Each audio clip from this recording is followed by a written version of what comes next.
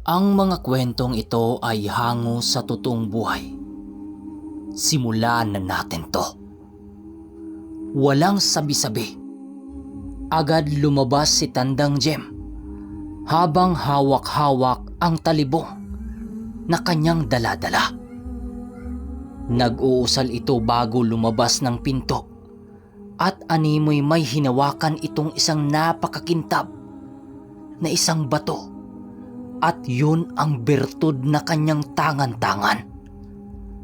Alam ni Fidel na yun ang batong hinahanap ng pangkat ni Estacio nung hindi pa nila ito napapaslang.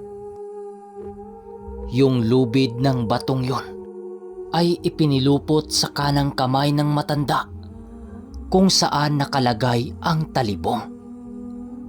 Matapos yan ay nagmamadali itong lumabas.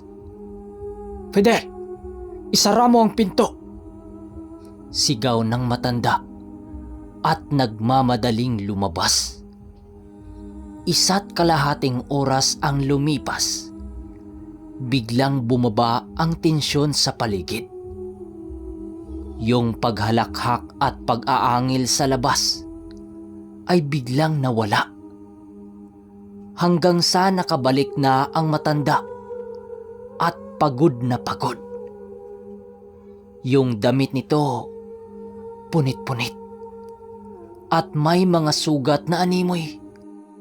Isang uri ng kalmot ng makapal na kuko. Humihingi ito ng tubig sa kanya at iminumog nito. Pagkadura nito sa tubig na kanyang minumog, ay halos purong dugo ang lumalabas dito. Nabugbog pala ng malakas na gabunan itong matanda. Nagkasugat-sugat din ang kanang kamay nito dahil sa malakas na kalmot ng mga kalaban nito. Matapos makamumog ng tubig nitong kaibigan niya, ay nagkwento ito sa kanya. Ayon sa matanda, pagkalabas niya ng pinto, nakakita siya ng mga nakadapa na para bang mga kahoy sa labas ng pintuan. Unti-unti yung iniapak ang mga kamay nito sa lupa na animoy walang mga buto. Poporma pa lamang itong matanda ng mga oras na yon, pero agad siyang sinugod ng isang asong itim na para bang batang kalabaw ang laki nito. Kakaiba ang asong yun ayon sa matanda dahil parang sa ahas ang mga dila nito. Nakalmot siya nito sa kanyang mga katawan dahilan ng pagkapunit ng mga damit nito. Hanggang sa sumugod na rin itong matanda para gumanti. Sa bawat pagtama ng talibong ng matanda ay ang pag-aatrasan ng mga nasugatan nito. Hanggang sa merong isang napakalaking nilalang ang biglang sumapak sa kanya na naging sanhi ng pagkatilapon niya. Halos hindi na siya makatayo ng mga sandaling yon kung hindi niya nalagay sa kanyang bibig ang bertud na kanyang hawak. Buti na lang hindi siya pinabayaan ng mga ito at nagkaroon siya ng karagdagang lakas para lumaban ulit. Kung nagkataong wala siyang mga mutya at bertud na taglay, ay malamang mahihirapan siya o di kaya yun ang kanyang ikakasira. Agad naman niyang sinaksak ang talibong na kanyang dala. Pagkatayo nitong matanda, nabigyan ito ng karagdagang lakas upang lumaban muli sa mga gabunan. Hanggang sa tumakbo na ang mga ito papalayo at wala nang lingon-lingon. Yung aso ay tila ba naglaho na lang ito matapos siyang makalmot. Bibisitahin natin sila bukas. Akala siguro nila gagaling pa ang mga sugat nila. Wika ng matanda pagkatapos nitong magkwento. Hindi naman nakaimik itong si Fidel dahil sa takot niya sa mga gabunan. Nakatulala lang itong nakasandal sa dingding dahil sa ginagawa nitong pakipaglaban sa mga gabunan. Napakalakas ng matandang antingero na ito at talagang hangang-hanga itong si Fidel. Lumipas ang mga araw. Hindi na bumalik itong si Fidel sa dati niyang amo. Nararamdaman kasi nitong dalawa na patuloy pa rin silang hinahanap ng mga tauhan nito. Ano ang dahilan? Walang iba kundi ang natatanging itim na manok na dala-dala ng matanda. Sumapit ang araw na pumunta na naman silang dalawa sa bayan para humanap ng makakatapat sa mga agimat nila sa larangan ng sabong. Di pa man pumutok ang bukang liwayway, kasalukuyan na silang naglalakbay papunta sa kabilang baryo na sakop na ng kabilang bayan. Dala-dala nila noon ang dalawang itim na manok na siyang natatanging alaga ng matanda. Sa pagpatuloy nilang paglalakad, ramdam na ramdam ni Fidel ang paunti-unting pag-uusal ng matanda. Makalipas ang mga minuto, nakarating na nga sila sa nasabing baryo. Ngunit di pa man sila tuluyang makalapit sa sabungan.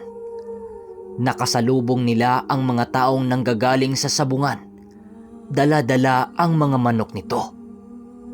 Ang sabi ng mga ito, ipinatigil ang nasasabing sabong dahil sa nagaganap na kaguluhan.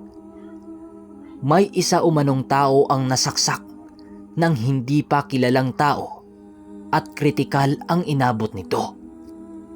Kaya imbis tumuloy sila sa sabungan, sinabi ni Tandang Jim na pupuntahan na lang nila ang nilalang na nagawa nila ng sugat kagabi.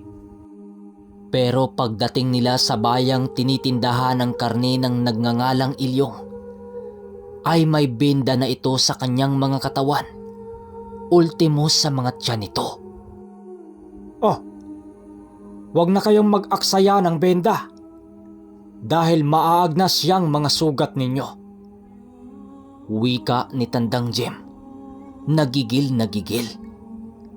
Habang nagsasalita ito, ay napakahigpit ng pagkakapit nito sa kanyang punyal na tila ba isang maling pagkakasagot lang ng mga ito ay mapuputulan sila ng parte sa kanilang katawan. Hindi naman nakaimik ang mga yon at animoy takot na takot sa kasamang matanda nitong si Fidel. Hanggang sa walang pagsasagot ang binitawan ng mga ito. Kaya ang ginawa nilang dalawa ay umalis na lang sila doon. Tumugma nga ang sinabi nitong kasama niyang matanda at 1 linggo lang ang makalipas. Napapabalita na lang sa lugar na yon. Napatay na ang nagngangalang Ilyong na nagtitinda ng karne. Kasabay ng pagkamatay ng mga yon ay ang pagkawala sa lugar nila ng mga kasama nito. Lumipas ang ilang araw, naging masaya naman ang pagsasama nila ng matanda. Hanggang sa nagpasya itong uuwi sa bundok na pinanggagalingan nito. Noong mga panahong nagkakainuman sila, nagulat si Fidel kasi ang buong akala niya ay doon sa kubo mismo nakatira ang matanda na tinutuluyan nilang dalawa. At sinabi ng matanda na tambayan lamang niya yon sa tuwing lalaban siya ng sabong sa bayan. At nung tatanungin niya ito kung saan talaga siya nakatira, ang sabi nito, hindi siya maniniwala sa tinitirhan nito. Patawa-tawa pa itong si Fidel noon. Kasi ang akala niya, nagbibiro ito. Nang ituro ng matanda na yon, yung bundok ng Mount Banahaw. Yung pangisi-ngisi na reaksyon ni Fidel, napalitan ng pagkagulat at pagtataka. Gawa ng walang ni isang tao ang tumira sa tuktok nito dahil napakatilikado. Bukod sa peligro ng hindi inaasahang pagsabog nito, kilala rin ito bilang tinitirhan ng iba't ibang nilalang.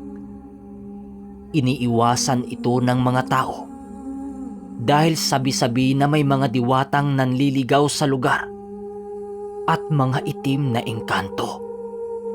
Marami na rin sa lugar nila ang nawala sa lugar na yon, kaya wala talagang pumupunta doon.